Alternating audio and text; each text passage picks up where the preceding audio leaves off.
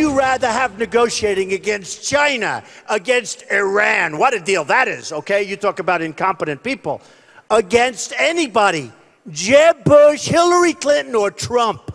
I think so. I think so. It gets better every day. Donald Trump still leading double digits in the various polls, and he's never shy about telling you about it as often as he can. But even the staunchest and most loyal member of the GOP and the multitude of Trump troops have to wonder if and when words like bimbo will catch up to him. And would you trust the Donald to run your money? Welcome back to the Political Animal. From the right, Republican strategist and president of Endeavor Strategic Communications, Kurt Bardella, and from the left, Democratic media strategist at Kate Communications, Franco Ripple. Gentlemen, always a pleasure. Let's get right to it. Kurt, there's word out there that the Republican National Committee is afraid of Donald Trump, and there's a lot of people within the committee who want to squash him down right now, tell him to play ball with us, but they're too frightened. You buy it? Yeah, I think that the real challenge is Republicans have yet to figure out how to deal with someone like Donald Trump, who has the ability to fund himself, so isn't beholden to any type of donor class in Washington or around the country, who has massive name ID, is an entertainer by trade, and doesn't have to play by the conventional rules that so many people that normally run for office are bound a little bit and handicapped by the political process and are concerned about their futures and no matter win, lose, or draw, having opportunities in the political space. Donald Trump is someone who can play this game with nothing at all to lose because the typical party brokers are in no position to hurt him in any way after this election. It's created quite a quandary for Republicans and the establishment consulting class, who also don't want to alienate the very passionate base that Donald Trump has. These are, at the end of the day, voters that Republicans still want to come out to vote for them, regardless of who the nominee is. Okay, Franco, there's that passionate base that sits in here. And right now on the left, Hillary Clinton sits here right in the middle of the email/server scandal. You have Joe Biden deciding whether or not he wants to get in, the older guy to Hillary Clinton. You have Bernie Sanders out there basically telling people to get off his lawn. He can't wait to go ahead and debate everybody here. Come on, Franco, I want you to admit something right now. There is still a lot of issues on the Democratic side of things. You haven't figured out who you want yet, and it's just possible that Donald Trump maybe just says enough, gets enough done, that maybe he doesn't get the nomination, but he gets people to vote Republican.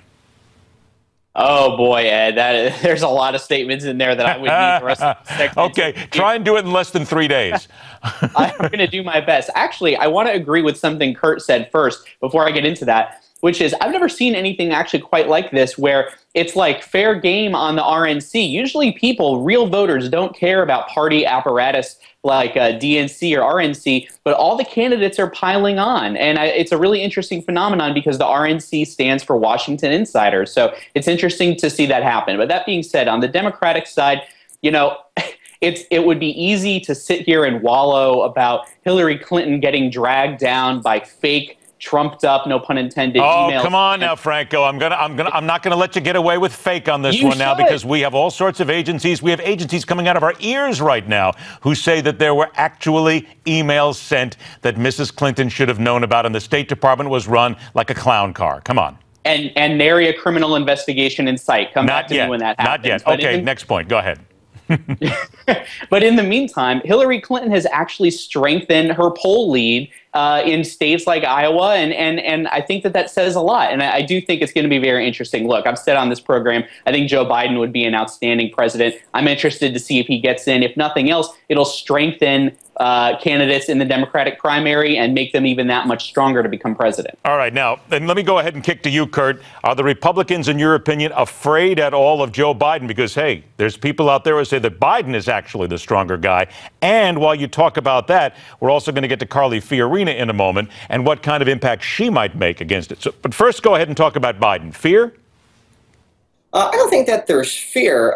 Joe Biden, who is revered by just about everybody in Washington, there's a tremendous amount of respect for him, his record of service, and certainly the situation he's going through coping with the death of his son. But I think the reality is, as we saw in the 2008 campaign, this is somebody who has a penchant for putting his foot in his mouth and creating controversy where none needs to. Joe Biden's greatest enemy is sometimes himself and his penchant to just say what comes to his mind without thinking it through.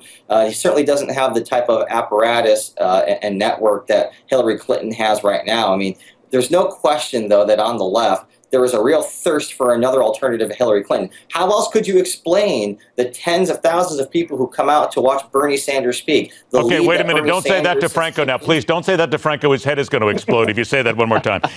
Okay, 60 seconds. Here we go for both of you. First to you, Kurt. Carly Fiorina's camp is screaming right now. They said, we deserve to be in this next big side debate, and it's CNN. They're in the way. They're after the RNC to change the rules. Do you think she has any chance whatsoever of getting the RNC to intercede? It's highly unlikely that the RNC at this point, having put a lot of capital on the line themselves, structuring the first debate that they did with Fox News, that they're going to intercede. I do agree, though, that Carly Fiorina has a huge case to make that she belongs in that debate. If anyone benefited from the last debate, and she was in the opening act debate, not even the main event, Carly Fiorina, hands down, across all cards, performed very, very well, and frankly benefited, I think, from not having to share the stage with Jeb Bush, Marco Rubio, Scott Walker, Donald Trump. She stood out more because her opposition on the debate stage was George Pataki and Bobby Jindal and Rick Santorum. It allowed her to shine even more. There you go. I tell you what, Franco, I got 10 seconds to you, Franco. 10 seconds to you, Franco. Any fear whatsoever about Carly Fiorina?